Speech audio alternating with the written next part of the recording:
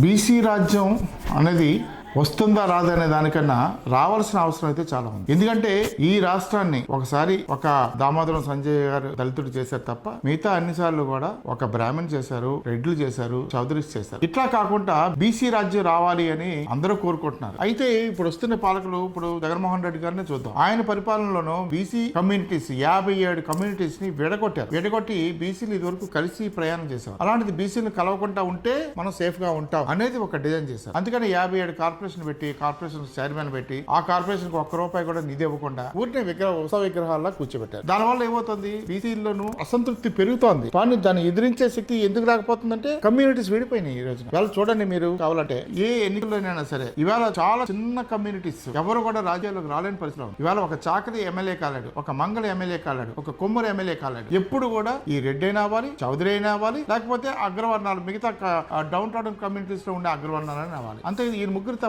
ఎక్కడ ఎవరు కూడా ఎన్నిక అవ్వరు. అదే మీరు ఎస్సీ కాన్స్టిట్యూన్సీ చూడండి, పోనీ ఎస్సీలకు రిజర్వ్ చేసిన కాన్స్టిట్యూన్సీలు తప్ప అదర్ కాన్స్టిట్యూన్సీ లో ఎస్సీ కంటెస్ట్ చేయడానికి కూడా పరిస్థితి లేదు. అక్కడి నుంచి ఎస్సీస్ గెలవరు. అలాగే మహిళలకు కేటాయించింది కూడా అంతే. మహిళలకి కేటాయించిన రిజర్వ్ చేసిన స్థానాల్లోనే వాళ్ళు పోటీ చేయాలి తప్ప అదర్ దాన్ రిజర్వేషన్ లేని చోట కంటెస్ట్ చేయడానికి ఇవాళ అది ఎలా చేయట్లేదు. అంటే అందులోనే మీకు చాలా బూర్జోతత్వం కనబడుతుంది. ఆ బూర్జోతత్వం ఏంటంటే ఎవరు కూడా కింద ఉన్న వాళ్ళు కిందనే ఉండాలి, మేము పరిపాలన చేయాలి, పోలీసులు సైనికుల్లాగా ఉండాలి, ప్రజల బానిసల్లాగా ఉండాలి. ఈ సిస్టమ్ ని పూర్తిగా ఇంప్లిమెంట్ చేయడానికి ఇది పన్నాగం. ఎప్పటికైనా అయితే బీసీ ఉద్యమం వస్తుంది. ఎందుకంటే ఎన్నాళ్ళు భరిస్తారు. ఇవాళ అర్ధాకలతో ఉన్నంత వరకు బాగానే ఉంటారు. పూర్తి ఆకలైన రోజున అందరూ కూడా తిరుగుబాటుకు వస్తారు. ఆ రోజు రానే వస్తుందని ఇప్పుడున్న పరిస్థితి చూస్తే తెలుస్తుంది.